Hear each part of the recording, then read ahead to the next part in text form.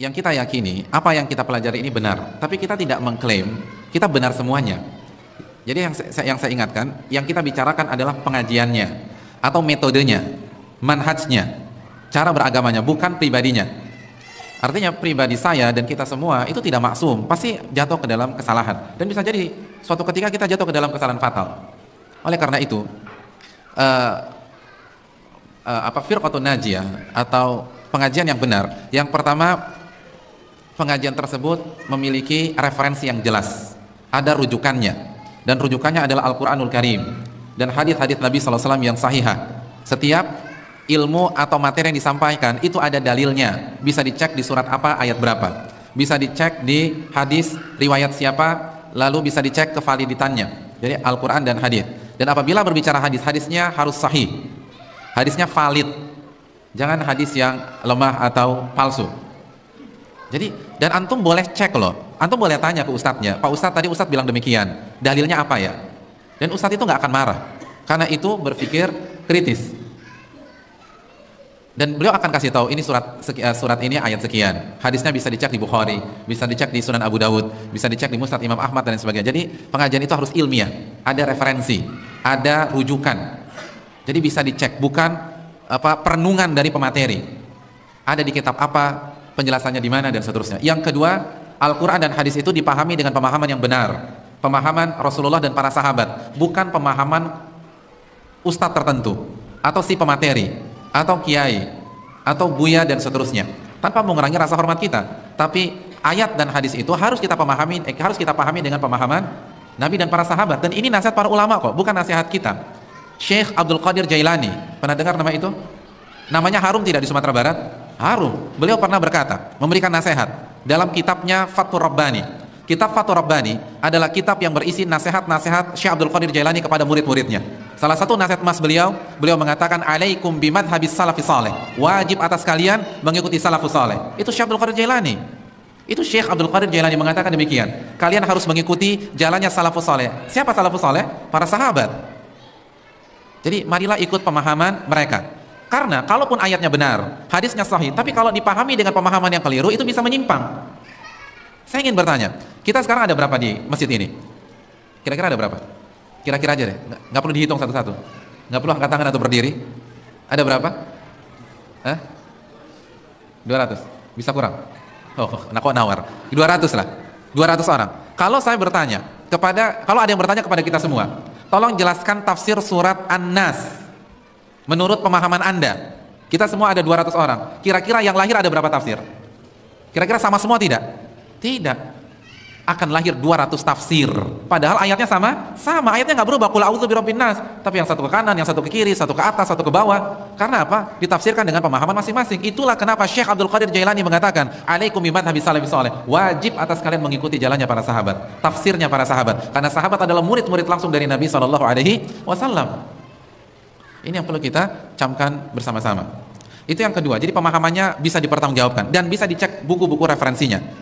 Jadi bisa ditanya, Ustadz tadi itu pemahaman siapa? Bisa dicek di mana? Nggak ada masalah.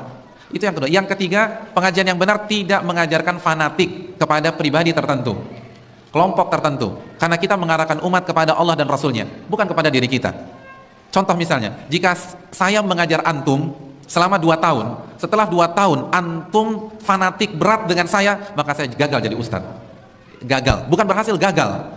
Kenapa? Karena ustadz yang baik atau pengajian yang baik harus mengarahkan umat kepada Rasulullah dan kepada Allah dan Rasulnya sallallahu alaihi wasallam, bukan kepada dirinya. Makanya Ibnu Muflih pernah mengatakan, la yanbaghi li alim an yahmilan nas ala madhhabihi. Enggak pantas seorang ulama menggiring manusia kepada pendapat pribadinya. Karena yang harus kita lakukan adalah arahkan umat kepada Allah dan Rasulnya, bukan kepada kita. Maka tidak ada fanatisme. Oleh karena itu, pengajian yang benar, jika suatu ketika ada kekeliruan, maka mereka dengan senang hati mengakui kekeliruannya dan meninggalkan kekeliruannya tersebut. Nggak ngotot, nggak maksa, nggak nyerang balik. Kenapa? Karena tujuannya mencari kebenaran, bukan pribadi, bukan kelompok, bukan sekte. Kita cari kebenaran di sini, bukan mengagungkan diri kita masing-masing. Oleh karena itu, kalau kita salah, sampaikan kesalahan kita apa dan kita rujuk kepada kebenaran tersebut.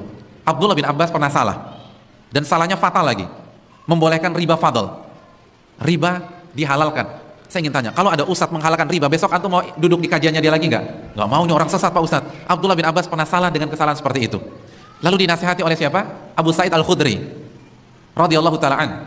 Dijelaskan dalil-dalil tentang haramnya riba fadl. Apa yang terjadi? Ibnu Abbas mengatakan, jazakallahu ya Aba Sa'idil jannah. Wahai Abu Sa'id, semoga Allah memberikan kamu surga. Qad dzakartani amran kuntu nasitu. Engkau telah mengingatkan diriku sesuatu yang sebelumnya aku nggak tahu, atau mungkin aku tahu tapi aku lupa.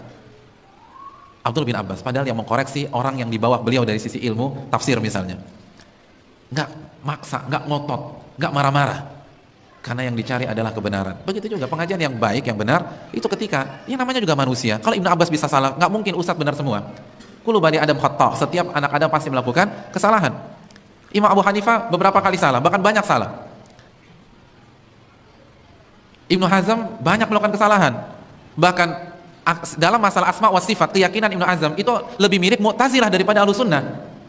Jadi kalau ulama-ulama seperti bisa salah, nggak mungkin ustadz-ustadz kita atau guru-guru kita tidak akan salah, pasti akan salah. Justru, dan itu wajar. Dan itu bukan berarti kita rendahkan beliau, karena itu adalah sebuah kewajaran dan kepastian. Justru yang aneh kalau kita punya ustadz 15 tahun nggak pernah salah, itu justru aneh. Itu ragukan kemanusiaannya. Manusia apa enggak? Karena kalau masih manusia pasti salah.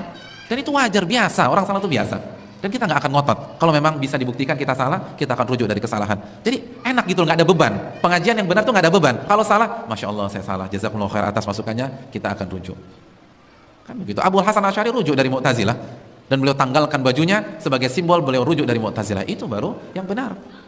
Setelah itu beliau meyakini keyakinan yang diyakini oleh Imam Ahmad bin Hanbal, sebagaimana dalam kitab beliau Al-Ibana. Jadi pengajian yang benar simpel, tidak menggiring jamaah, tidak mendoktrin sepihak jamaah, hanya bicara qala Allah, qala Rasul dengan pemahaman yang benar. Dan kalau ternyata ada kegelinciran karena kita sama-sama manusia, kita dengan senang hati menanggalkan kesalahan tersebut, dan kita tidak mendidik umat fanatik kepada pengajian kita. Imam Syafi'i mengatakan idza khalafa qawli qala Rasul fadribu biqawli ardal haid. Apabila pendapatku bertentangan dengan sunnah Nabi, maka buanglah pendapatku ke tembok. Imam Ahmad mengatakan la tuqalliduni, janganlah kalian taklid buta kepada diriku. Jadi kita tidak mengajak fanatik kepada diri-diri kita. Fanatiklah kepada Nabi SAW, itu saja.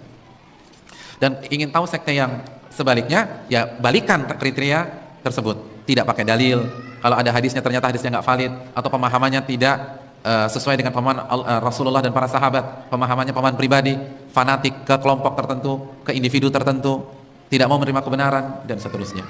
Dan juga jangan lupa kelompok yang benar menjunjung tinggi akhlak yang mulia, dan ini juga penting. Wallahu ta'ala bishawab.